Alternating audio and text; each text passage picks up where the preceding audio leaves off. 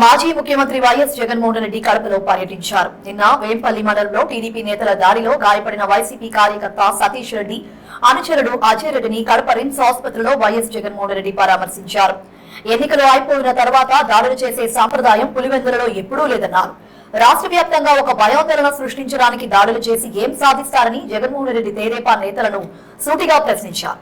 చంద్రబాబు నాయుడు చెడు సాంప్రదాయానికి నాంది పలుకుతున్నారని, ఇప్పటికైనా పద్ధతులు మార్చుకోవాలన్నారు. ఎల్లకాలం చంద్రబాబు నాయుడు అధికారంలో ఉండరని, అధికారం మారిన రోజున చంద్రబాబు నాయుడు చేస్తున్న చెడు సాంప్రదాయం తిరిగి చుట్టుకుంటుందన్నారు. టీడీపీ ప్రభుత్వంలో మధ్యాహ్న భోజనం, పెన్షన్లు సరిగా ఇవ్వడం లేదన్నారు. రాష్ట్రంలో వ్యవస్థలు ఏమీ సరిగ్గా జరగడం లేదని, వ్యవస్థలను గాడిలో పెట్టాల్సిన బాధ్యత చంద్రబాబు నాయుడిదే అన్నారు.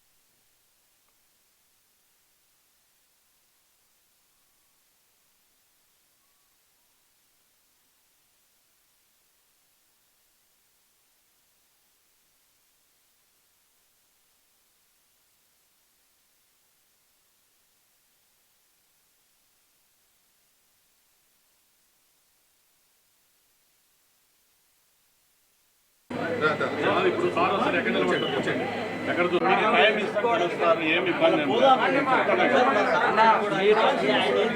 ఉండండి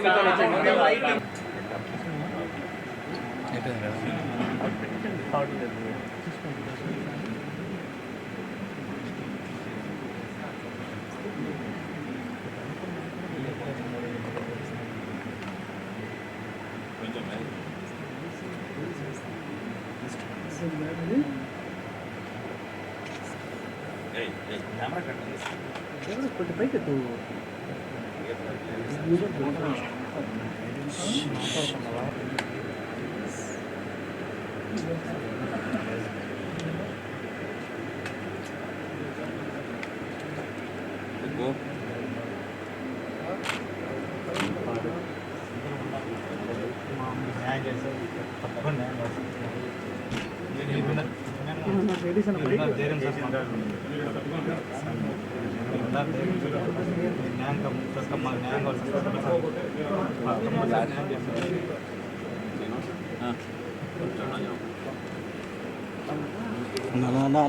స్లోగా ఇప్పుడు తీసాం కదన్నా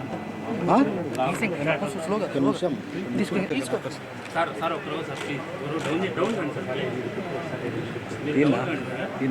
మరీ బాగుంది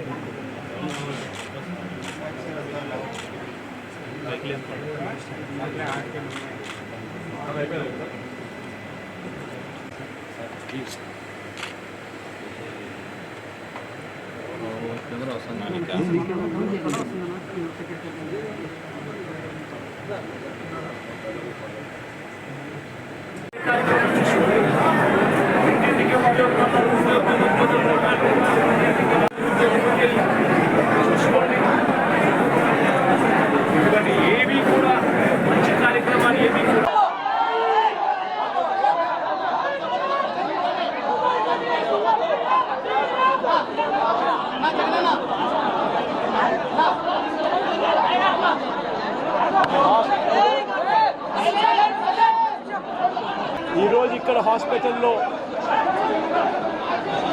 ఒక యంగ్స్టర్ బహుశా 20-25 ఏళ్ళు ఉంటాయేమో తన పిల్లాడికి. ఆ 20 ఏళ్ళ పిల్లాడిని ఎందుకు నిర్దాక్షిణ్యంగా కొట్టారో కూడా తెలియదు. కేవలం ఎన్నికల్లో వైఎస్ఆర్ కాంగ్రెస్ పార్టీకి తరఫున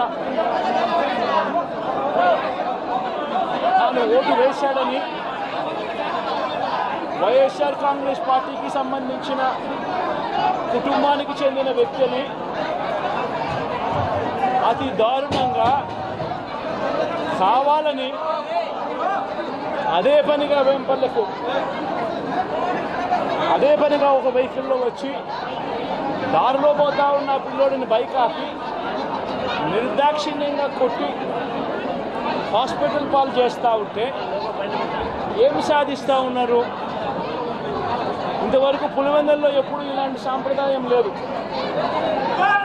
ఎన్నో ఎన్నికల్లో చేశాం, ఎప్పుడు పులివెందుల్లో ఇలాంటి సాంప్రదాయం లేదు. ఎన్నికలు అయిపోయిన తర్వాత ఓటు వేయని వారిని కొట్టే కార్యక్రమం ఎప్పుడు జరగల. రాష్ట్ర వ్యాప్తంగా కూడా ఒక భయాందోళన వాతావరణం క్రియేట్ చేయడం కోసం అని రాష్ట్ర వ్యాప్తంగా ఇదే చేయిస్తూ ఉన్నారు దగ్గరుండి. ఏమి సాధిస్తారు దీనివల్ల? మీరు వేసే ఈ బీజం చేసే ఈ చెడు సాంప్రదాయం రేపొద్దున మళ్ళీ తెలుగుదేశం పార్టీ కార్యకర్తలకి చుట్టుకుంటుంది. చంద్రబాబు నాయుడు అనుకుంటా ఉన్నాడు తానేదో ఈ మాదిరిగా చేసి భయాందోళన క్రియేట్ చేసి వైఎస్ఆర్ కాంగ్రెస్ పార్టీకి ఓటు వేసిన వాళ్ళని కొట్టడం వల్ల ఒక తెలియని ఆనందం తనలో ఏదో పొందాలని చెప్పి అనుకుంటా ఉన్నాడు.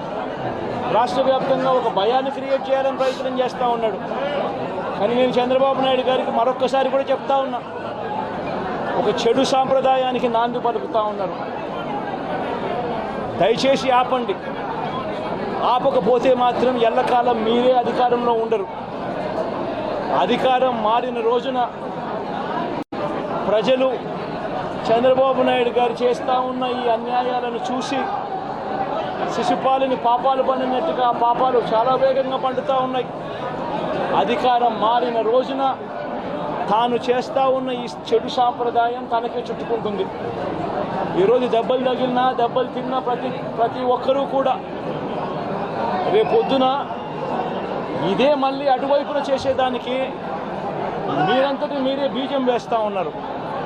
ఇది సరైన పద్ధతి కాదు. నాయకులుగా ఉన్న మనలాంటి వాళ్ళని ఇలాంటివి ప్రోత్సహించాల్సిన పని ఎప్పుడు రాకూడదు, జరగకూడదు. దయచేసి చంద్రబాబు నాయుడు గారికి ఇప్పటికైనా చెప్తా ఉన్నా, చంద్రబాబు నాయుడు గారిని హెచ్చరిస్తూ ఉన్నాను, మరొక్కసారి మళ్ళీ హెచ్చరిస్తూ ఉన్నాను. ఇది కరెక్ట్ సాంప్రదాయం కాదు, దయచేసి దీన్ని ఆపమని చెప్పి. నిజంగానే ఒకసారి మీరు కూడా వెళ్ళి ఒకసారి చూడండి. ఒకసారి ఏం పాపం చేశాడు నా పిల్లల్ని, ఎందుకు కొట్టారు, ఏం పాపం చేశాడని కొట్టాడు. ఒకసారి హాస్పిటల్లో కూడా ఒకసారి చూడండి. ఒకసారి 90 మంది పిల్లలు ఇక్కడ జాయిన్ అయ్యారు. మధ్యాహ్న భోజనం పథకం సరిగ్గా జరగడం లేదు. పిల్లలు కనీసం బ్యాగుల సప్లై కూడా సరిగ్గా జరగడం లేదు. ఇచ్చేటోడు ఎవడు ఇవ్వడం లేదు సరిగ్గా ఏది వ్యవస్థ అనేది ఏది సరిగ్గా జరగడం లేదు.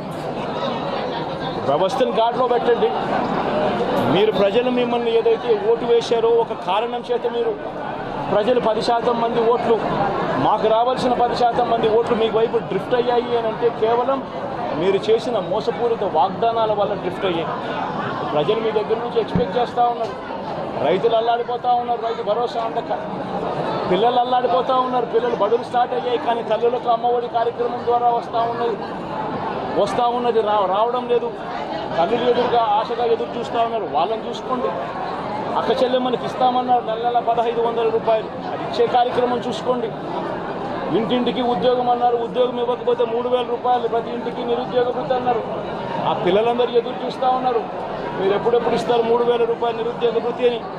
అది చూసుకోండి.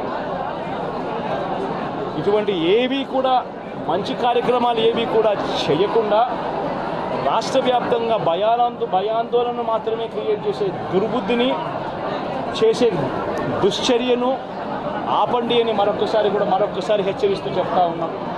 శిశుపాలను పాపాలు పండినట్టుగా వేగంగా జరుగుతూ ఉన్నాయి. తన పాపాలు పండడం అన్నది కూడా తను మర్చిపోతున్న సందర్భంగా మరొకసారి చెప్తా ఉన్నాం.